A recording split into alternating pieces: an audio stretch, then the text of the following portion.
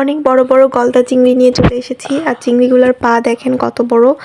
এই ভিডিওটা যদিও অনেক দিন আগের, কিন্তু গ্যালারিতে ছিল, দেখতে দেখতে আজকে খুঁজে পাইছি। তো আমি এই চিংড়িগুলো দিয়ে বানিয়েছিলাম হচ্ছে চিংড়ি মাছের মালাইকারি। যে দেখেন কত বড়, মানে হাতের ইসের বাইরে চলে গেছে। আর এর পাগুলাও কিন্তু অনেক বড় ছিল, আর আমি পাগুলাও নিছি। তারপর আমি মাছগুলো সুন্দরভাবে কেটে টেটে তারপর এই যে দেখেন দিয়ে দিয়েছি চুলায়, একটু হালকা করে ভেজে নিব। তো আসসালামু আলাইকুম, আশা করি সবাই অনেক ভালো আছেন। আলহামদুলিল্লাহ আমিও অনেক ভালো আছি। আর welcome to my new blog. আশা করি এই ভিডিওটা আপনাদের ভালো লাগবে। এটা অনেক দিন আগেকার ভিডিও। তো এই যে আমি হালকা করে চিংড়ি মাছগুলো ভেজে নিব, খুব বেশি ভাজার দরকার নাই। আর এখানে আমি অন্য কিছু দিই নাই। আর আমি এখানে কিন্তু বড় বড় পাগুলা কেটে নিচ্ছি, বাকিগুলো ফেলে দিছি। আর এই যে ভেতরে মাথার উপরে যেই ময়লা থাকে আর একটা নাড়ি থাকে লেজ অবধি, সেটা সুন্দরভাবে বেছে নিছি। নিয়ে এই যে এখন হালকা করে ভেজে নিব, খুব বেশি ভাজার দরকার নেই। আর চিংড়ি মাছ অল্প একটু ভাজলেই হয়ে যায়।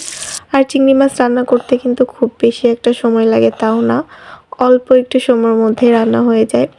আর আমি পাশে নারকেলের দুধটা রেডি করে রেখেছিলাম। নারকেলটা কুড়ে একটু গরম পানি দিয়ে খুব সুন্দরভাবে চটকে নিয়েছিলাম।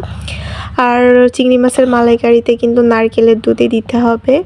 গরুর দুধ বা লিকুইড গুঁড়া দুধ দিলেও সাথে নারকেলের দুধ দিতেই হবে, নাহলে অরিজিনাল স্বাদটা আসবে না। আর এই যে আমি একে একে সবগুলা মাছ খুব সুন্দরভাবে ভেজে নিব হালকা করে।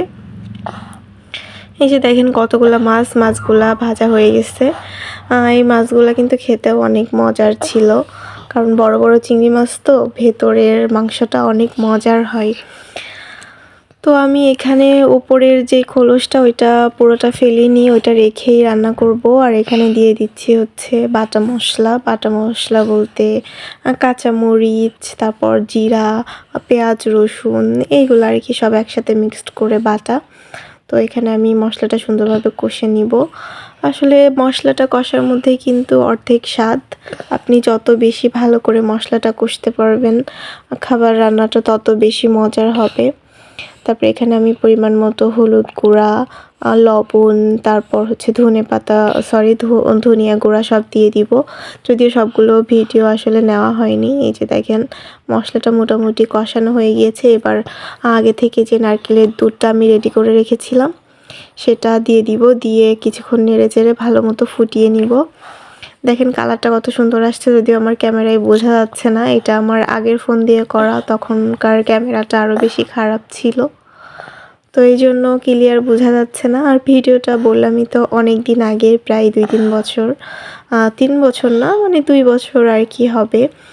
তো ওই টাইমের এরকম অনেক ভিডিও পড়ে আছে, কিন্তু আসলে ছাড়া হয় না।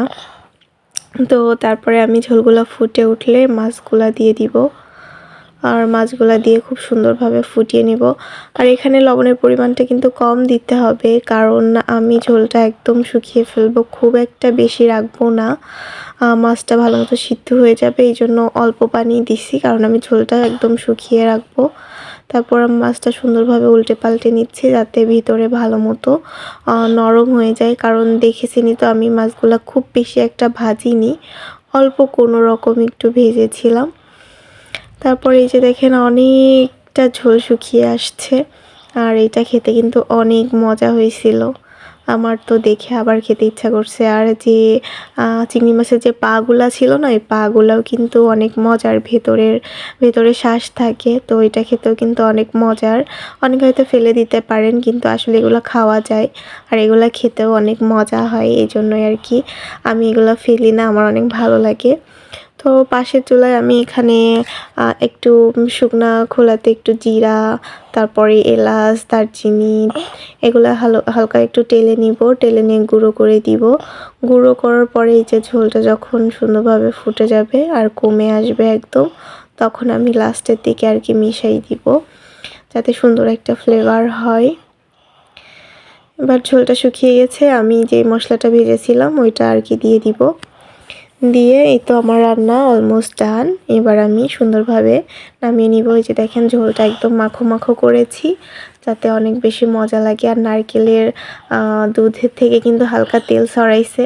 তো এই যে আমার মাছ রেডি, অনেক মজা ছিল, আমার তো দেখে খুব খেতে ইচ্ছা করছে আবার।